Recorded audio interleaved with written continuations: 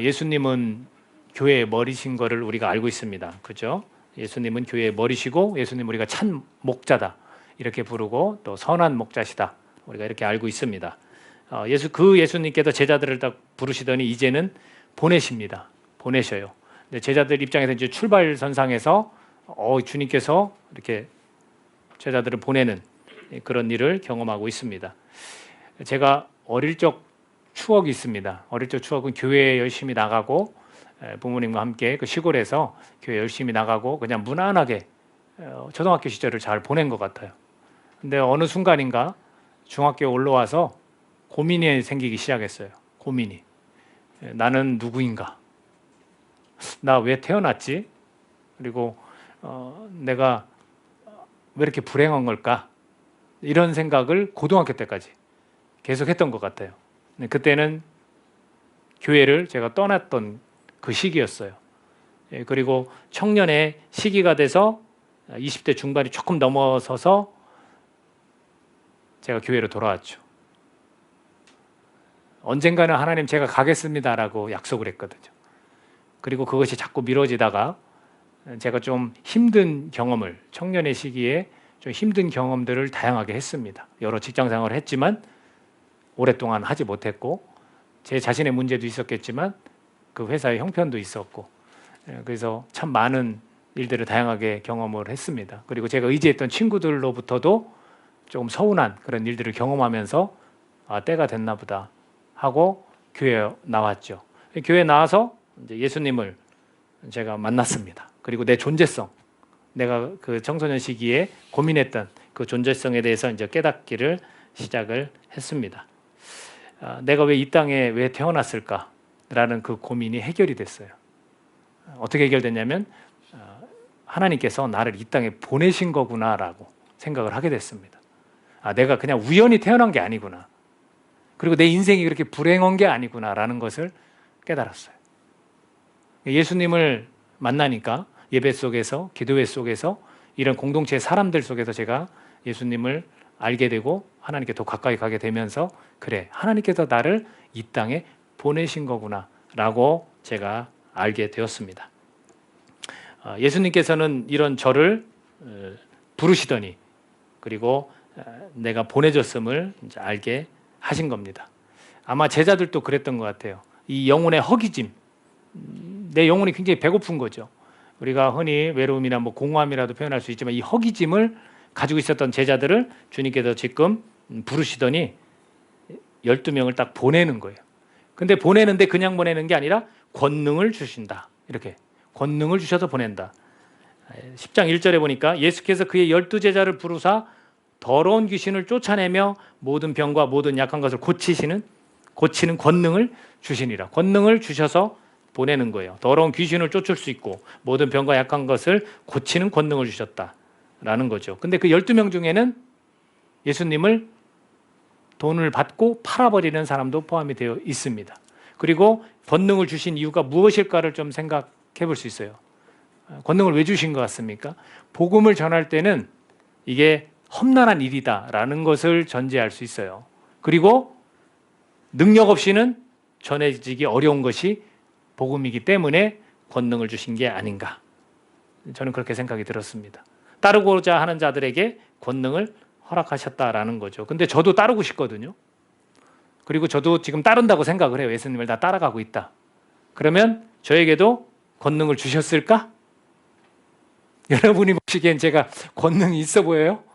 지금 귀신 들린 자가 없어서 그런데 만약 귀신 들린 자가 있다면 제가 막 기도하면 귀신이 따라갈까요? 귀신이 저한테 옮겨 붙을까 봐 겁나는데 지금 뭐 약한 데가 병든 부분이 있어 뭐 암덩어리 있는 부분이 여기 있다면 제가 막 손을 얹고 기도하면 막 암이 사르르 없어질까요? 여러분 스스로는 또 어떻게 생각하세요? 제가 볼 땐 저 여기 앉아있는 우리 지체들이 조금 지금 아직 예수님을 더 알아야 될 우리 어린 친구들도 있고 그렇지만 예수님을 따르겠다고 지금 하는 분들이잖아요. 그러면 그 따르겠다는 마음 가운데 하나님이 나에게 권능을 지금 주셨는가? 주셨어요? 저는 사실은 자신은 없어요. 그 12제자에 제가 포함된다? 나도 예수님의 제자다? 이런 거에 관해서 조금은 또 세밀하게 따져볼 필요가 있는 것 같아요. 열두 제자에 내 이름이 있기를 바라는 것은 아닌 것 같아요. 왜냐하면 뭐라고 불러요? 이들을 사도라고 불러요. 사도. 지금도 뭐 우리 복음을 들고 나가는 자들 사도다 이렇게 칭하는 그룹도 있어요. 근데 저는 건강한 그룹은 아니라고 봐요. 여기에서는 분명히 그 열두 제자를 부르시고 그들을 2절에 가보면 열두 사도의 이름하고 그 이름을 다 얘기하거든요. 12명을. 그러니까 사도라고 부르는 자들이에요. 그렇기 때문에 예수님의 제자, 그 당시 제자와 지금의 제자는 조금 다른 면이 있다라고 보여집니다. 그 당시에는 몇 가지를 생각해 볼 수 있어요. 그 당시에는 이 복음의 전파가 긴급한 거예요. 굉장히 긴박한 상황이라고 판단되신 거예요. 그리고 또 하나가 예수님의 그 성육신, 하나님의 거룩한 존재이면서 그 하나님의 아들을 이 땅에 인간의 몸을 입고 오셨다라는 걸 증거할 수 있는 자들로 지금 삼으신 거예요. 또 하나가 복음의 그 확장, 이방 세계까지 이 복음이 쫙 하고 퍼져야 되는 로마를 통해서 또 그 헬라 지역과 시대를 통해서 복음이 쫙 퍼져야 되는 그런 상황에 있었다라는 거죠. 그때 당시에 그런 상황에서 사도라고 부르는 열두 제자가 세워진 것이고 오늘날은 오늘의 시대에 맞는 제자들의 사역이 있다라는 겁니다. 왜 이런 생각이 드냐면 이 역사를 주관하신 분이 누구예요? 하나님인 거죠. 하나님이 그 시대에도 그 사람들 통해서 역사하시고 이 시대엔 우리 지금 믿는 하나님께 경배하고 엎드려 절하는 우리 성도들을 통해서 하나님은 또 역사하시기 때문에 그렇습니다. 그래서 저는 말씀드릴 수 있어요. 복음을 전하는 사역자들은 딱 두 종류밖에 없다고.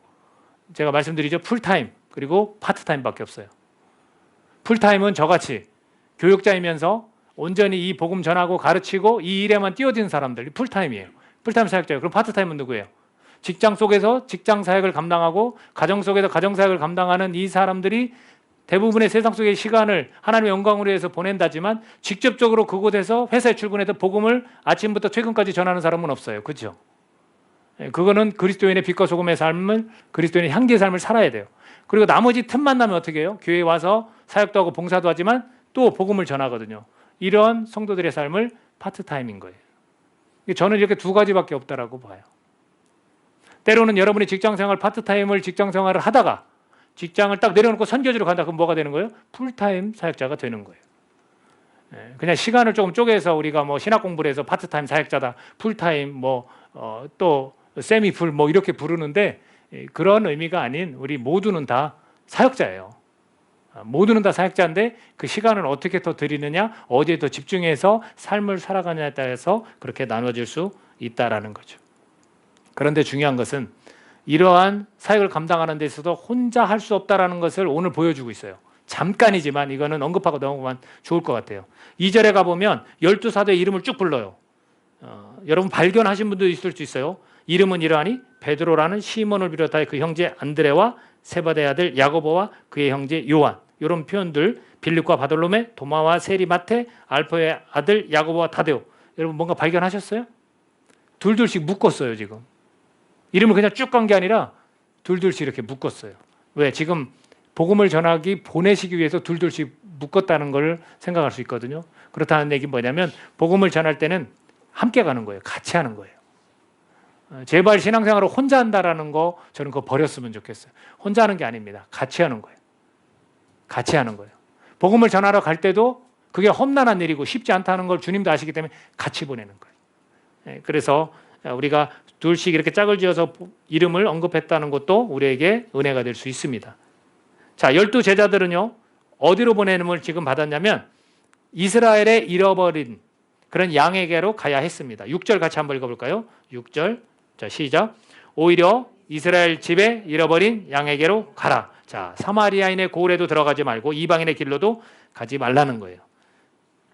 온전히 이스라엘, 지금 선민 사상을 갖고 있는 그 유대인들에게 가서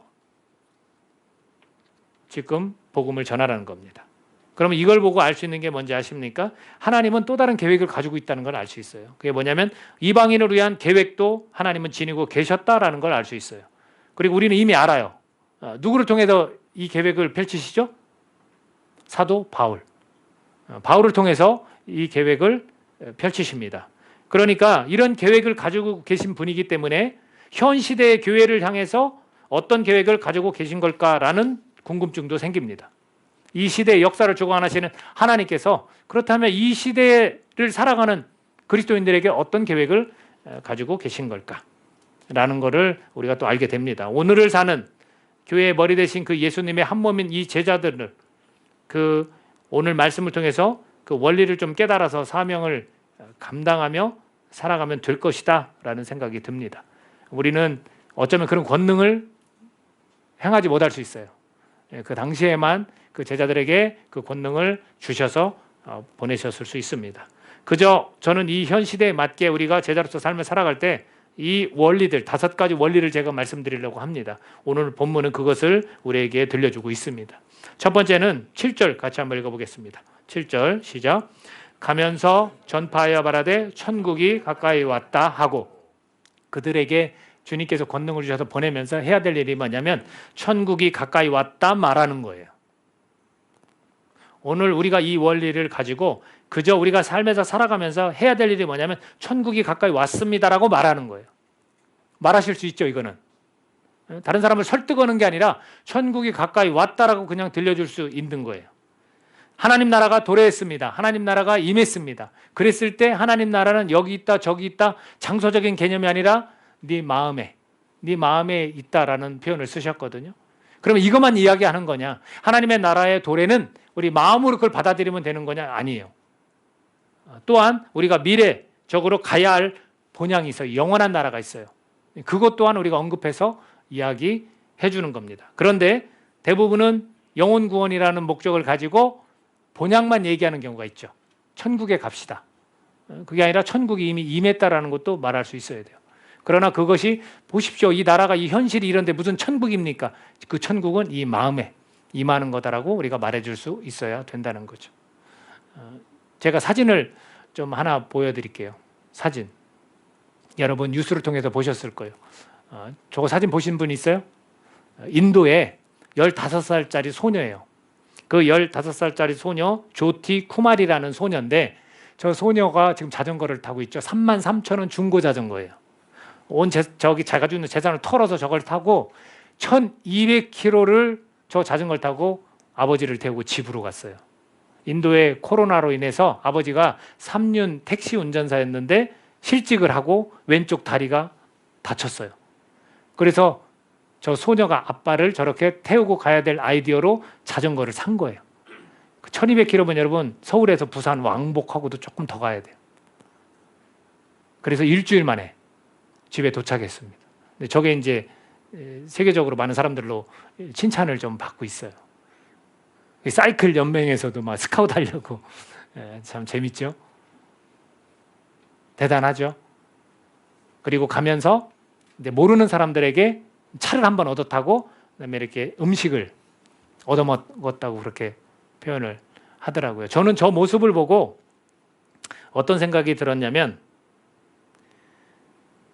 천성을 향해 가는 그리스도인들의 모습처럼 느껴졌어요.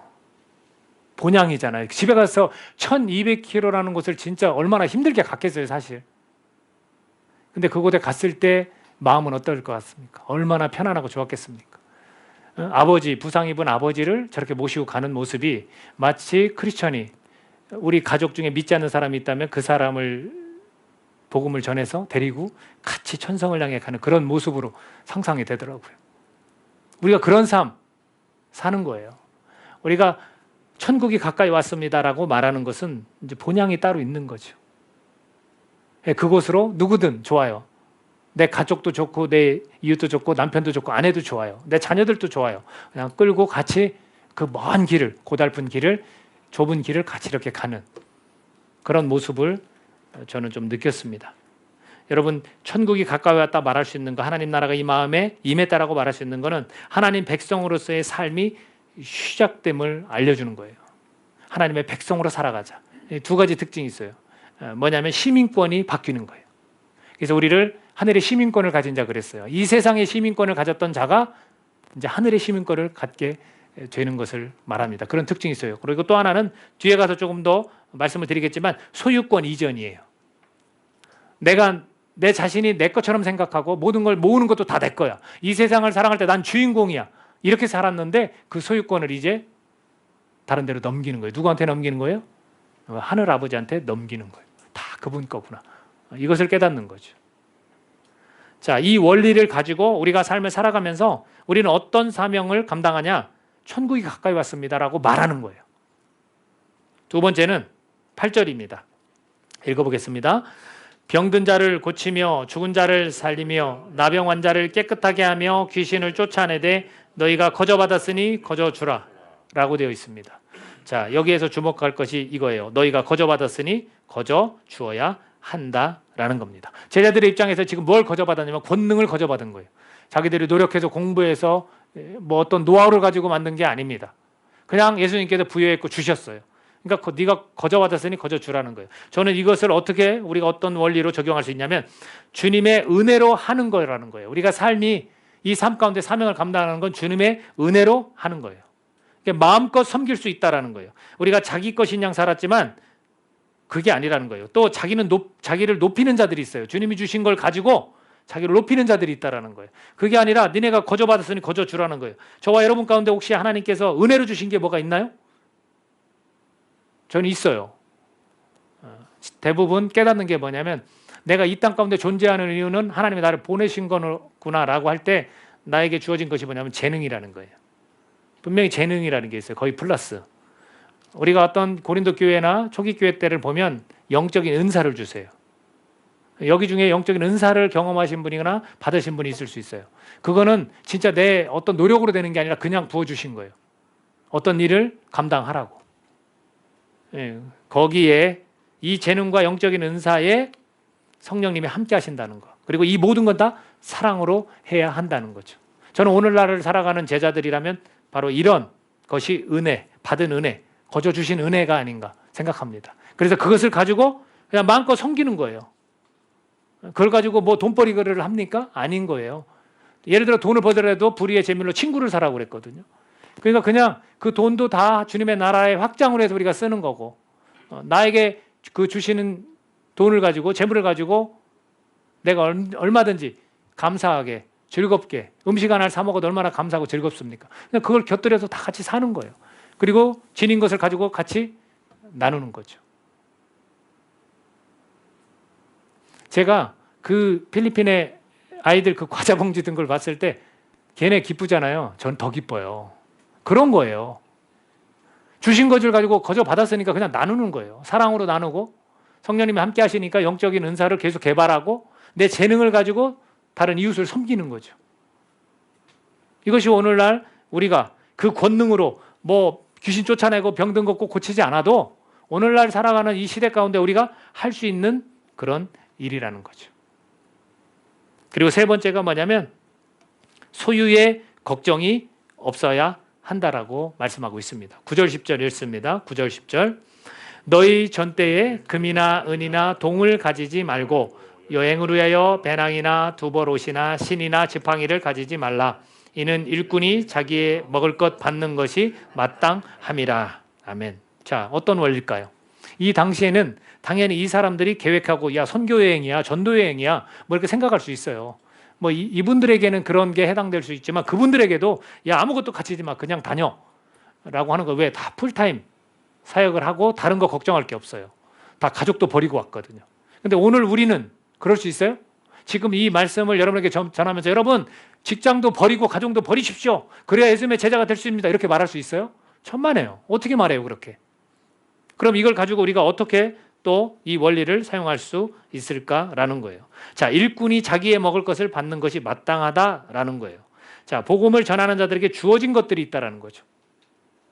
주님께서 이렇게든 저렇게든 꾸역꾸역 정말로 복음을 위해 살아간다는 풀타임 사역자가 삶을 살아가는 거 보면 이렇게든 저렇게든 하나님이 채우세요. 굶어서 죽어 힘들어 병들어서 죽은 분 봤어요? 없어요. 복음 전하다가 그런 분 요즘 시대에 있냐고요? 없습니다. 아무리 교회가 작지만 그 교회가 정말로 하나님께서 공급이 안 돼서 문을 닫는 경우 봤습니까? 아니에요. 자기 사명감이 흔들려서 그런 거지 물질적인 것 때문에 그런 일은 없어요.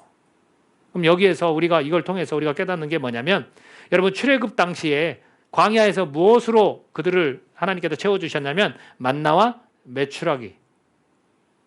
그러니까 족한 줄 알라는 거예요. 그때 더 거둔 사람 어떻게 됐어요? 다 썩어서 못 먹었어요.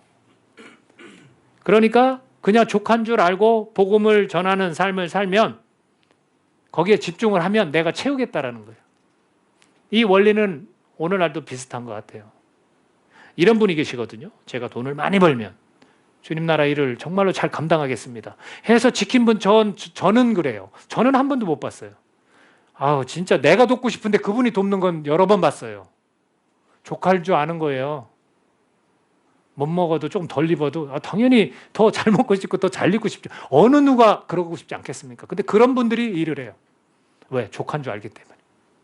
이 소유가 아까 말씀드렸던 소유권 이전이 끝난 거예요, 여러분. 내 집이 내가 내 이름으로 계약을 했어요. 근데 부동산을 통해서 다른 분한테 팔았어. 난 그 금액을 받았어. 근데 내가 깜빡하고 그 집에 또 갔어. 그러면서 뭐라고 하냐면 이거 내 집인데 할 수 있어요? 없는 거죠. 없는 거죠. 끝난 거죠. 그러니까 이 소유에 대해서 걱정을 말하라는 거예요. 그러면서 제시하는 게 있어요. 자, 우리 사도 바울이 깨달은 거 한 번만 읽고 넘어가겠습니다. 복음을 전하는데 여러분 내가 채우려고 하면 안 됩니다. 그냥 맡기는 게 맞는 것 같아요. 빌립보 4장 11절. 자, 같이 읽습니다. 시작. 내가 궁핍함으로 말하는 것이 아니니라. 어떠한 형편에든지 나는 자족하기를 배웠노라. 저분은 풀타임 사역자예요. 그러다가 자기의 재능을 가지고 일도 했고 다 뭐 때문에 그러냐면 먹고 살라고가 아니라 복음 때문에 그런 거예요. 그 효과적으로 그래서 일을 했더니 효과적으로 복음이 전해졌어요. 그 사람이 자기의 먹을 게 없어서 일했다면 좀 상황은 달랐을 거예요. 그러니까 족한 줄을 아는 거예요. 우리도 마찬가지예요. 복음을 맡은 자들이 족한 줄을 알고 삶을 살아가는 거예요. 그래서 이 제자들에게 주님께서 제시한 방법이 네 번째 원리입니다. 네 번째 원리. 11절에서 13절 먼저 본문 읽겠습니다. 시작. 어떤 성이나 마을에 들어가든지 그 중에 합당한 자를 찾아내어 너희가 떠나기까지 거기서 머물라. 또 그 집에 들어가면서 평안하기를 빌라. 그 집이 이에 합당하면 너희 빈 평안이 거기 임할 것이요 만일 합당하지 아니하면 그 평안이 너희에게 돌아올 것이니라. 자, 이렇게 말씀합니다. 자, 왜 아무것도 가지지 말라고 했냐면 어떤 사람을 찾으라는 거예요. 저는 여기 이 원리가 저한테는 가장 크게 와닿았어요. 왜냐하면 저는 이거 잘 못하거든요. 제가 지금 교회를 개척해서 이렇게 쭉 이어오면서 제가 이렇게 기다리기는 했어도 누굴 찾은 것 같지는 않아요. 근데 이 말씀이 섬길 자를 찾으라는 거예요. 너네들이 이렇게 둘씩 가든 더 뭐 몇 명이 갔든 복음을 전하러 가서 내가 너네를 보내니까 가서 들어가자마자 사람을 찾으라는 거야. 합당한 사람을 찾으라는 거야. 섬길 자를 찾으라는 거예요. 그리고서 이들이 해줄 수 있는 게 딱 하나예요. 뭐예요? 평안을 빌어주라는 거예요. 이거 공짜로 뭐 얻어먹는 거 아니야? 그럴 수 있잖아요. 아무것도 없이 그냥 평안을 빌어주래. 기도만 해주래. 근데 이것을 하는 섬기는 자는 평안이 거기에 임한다. 그 평안이 주는 굉장한 메리트가 있다는 거예요. 그게 축복인 거예요. 주님의 입장에서는 그렇게 이야기해 주실 수 있어요. 그리고 그 사람도 그 평안을 받으면 굉장한 것을 누리게 된다는 걸 깨닫습니다. 그러나 그걸 거부하면 그 평안이 누구한테 온다냐면 이 제자들에게 다시금 돌아온다고 말씀하고 있습니다. 여러분, 저는 이걸 보고 제가 왜 저한테 가장 크게 와닿았냐면 내가 기다렸던 태도에서 내가 좀 찾아 나서는 태도를 가질 필요가 있다라는 거예요. 저는 그게 나쁘다고 사실은 생각했어요. 야, 목사가 교회를 위해서 교회 공동체를 섬길 사람을 찾는다? 합당한 자를 찾는다? 그럼 내가 기준을 가지고 그렇게 사람을 정하는 거 아니야? 이런 생각이 있었기 때문에 그래요. 근데 성경 말씀은 그럴 사람을 찾으라는 거예요. 그리고 우리가 해줄 수 있는 건 그냥 평안을 빌어주는 것 뿐이에요. 그래서 저도 이 말씀대로 순종하려고 생각을 합니다. 그래서 찾을 거예요. 정말 교회를 위해서 합당한 자, 교회를 위해서 섬길 자를 저는 찾을 거예요. 누군가는요, 복음 전파를 위해서 집을 내어주는 일을 할 수 있다는 그 말씀을 지금 우리에게 들려준 겁니다. 저희 교회도 그런 합당한 자, 섬길 자가 있기를 저는 바랍니다. 누구든 그렇게 해야 되는 거예요. 이게 제가 벗어난 얘기, 인간적인 얘기가 아니잖아요. 주님 말씀이기 때문에 그렇구나. 우리 교회가 오히려 내가 찾아놨어지 뭐냐 혼자 그냥 괜히 끙끙 앓면서 기다리는 그 모습 때문에 오히려 그렇게 교회를 섬길 수 있는 자가 없는지도 모르겠다는 생각까지 했어요. 여러분들도 찾으십시오. 저만 찾지 말고 여러분들도 찾아봐요. 여러분이 되시면 좋고 여러분들도 찾아봐요. 교회를 섬길 자를, 합당한 자를 우리가 같이 찾자고요. 그래서 주님의 나라를 이루는 것이고 그래서 복음이 전파되는 거라는 거죠. 마지막 5번째 원리입니다. 이것도 좋아요. 당당함으로 복음을 전하라는 거예요. 여러분 당당함으로 전하십시오. 꿀리지 말고 부끄러워하지 말라는 거예요. 당당함으로 전하는 거예요. 14, 15절이 그것을 말해주고 있습니다. 자, 같이 읽습니다. 누구든지 너희를 영접하지도 아니하고 너희 말을 듣지도 아니하거든 그 집이나 성에서 나가 너희 발에 먼지를 떨어버리라. 내가 진실로 너에게 이르노니 심판날에 소돔과 고모라 땅이 그 성보다 견디기 쉬우리라. 아멘. 자, 내가 찾았어요. 근데 그 사람이 거부하는 거야. 또 내가 누구에게 복음을 전했어. 하나님 나라가 임했다. 네 마음 가운데 하나님 나라에 임할 수 있다. 그리고 우리는 천국에 가는 거다. 뭐 이런 걸 전했는데 거절해. 그러면 안타까운 거야. 저 사람 굉장히 좋은 사람인데 믿어야 되는데 이러지 말라는 거예요. 그럴 필요가 없어요. 그리고 우리가 니네 집에서 거하면서 너 참 신실한 것 같다. 하나님을 경외하는 사람 같다. 우리가 먹고 자고 할 수 있도록 도와달라 했는데 거절했어. 그래도 그냥 당당하게 그냥 먼지 탁탁 털어버리고서 그래 됐어 넌 하고 또 찾으라는 거예요. 여러분 우리가 복음을 주인자들이잖아요. 누리는 자들 복음하니 그러면 당당하십시오 여러분. 이거 얼마나 힘이 됩니까? 괜찮아. 내가 전했을 때 거절해도 괜찮아. 또 다른 누구에게 전하면 되고 내가 찾으려고 이 사람한테 얘기했는데 거절해서 괜찮아. 또 다른 찾으면 돼요. 그러니까 좀 당당하게 복음을 전하는 사람들은 안 받아들여도 좋다라는 거예요. 완악한 이들에게 기죽지 말라는 거예요. 그렇잖아요. 성경은 복음을 안 받아들이면 하나님을 안 받아들이면 완악한 마음을 가졌다고 표현했거든요. 그러니까 그런 사람들한테 우리가 기죽을 게 뭐가 있습니까? 우리 청소년들 친구들도 기죽지 마. 뭐 때문에 기죽어? 나는 청소년 때 기죽고 살았어. 그런 고민했거든. 아까도 이야기했지만 나 왜 이렇게 불행하지? 나 도대체 뭘 어떻게 해야 되는 거야? 나 이 땅에 왜 보내진 거야? 나 이 땅에 왜 존재하는 거야? 그러니까 기죽을 수밖에 없어요. 근데 우리 청소년들 기죽지 마. 하나님께 예배드리는 자들은 그 복음을 가지고 당당하게 삶을 살아가라는 거예요. 그것을 오늘 우리에게 들려주고 계신다는 거예요. 왜? 심판자이신 하나님의 명령을 받아서 움직이는 우리는 성도들이기 때문에 그래요. 거룩한 무리예요. 하나님의 명령으로 우리가 그렇게 전하는 거지 내 개인적인 취향과 내 개인적인 길로 복음을 전하는 게 아니라는 거예요. 명령이기 때문에 그냥 딱 입술을 열어서 천국이 가까이 왔습니다. 받아들이실래요? 끝이에요. 받아들일 자들은 받아들여요. 하나님께서 오게 하지 않으면 올 수가 없다고 그랬거든요. 그러니까 여러분 당당하십시오. 저와 여러분이 좀 어디에 있든지 무엇을 하든지 당당하게 천국에 관한 것, 하나님 나라에 관한 것을 우리가 당당하게 말할 수 있어야 한다라는 겁니다. 이 당시에 이 상황 가운데 제자들을 하나님께서 보내신 것처럼 예수님께서 보내신 것처럼 이 땅에 나를 보내셨다라는 겁니다, 여러분. 이 시대 가운데 여러분 100년 전에 태어났으면 얼마나 힘들었겠어요. 여러분이 100년 전에 태어났으면. 근데 앞으로 또 100년 후에 태어나도 힘들 것 같아. 아주 적당한 시기에 우리를 보내신 거예요. 그렇죠?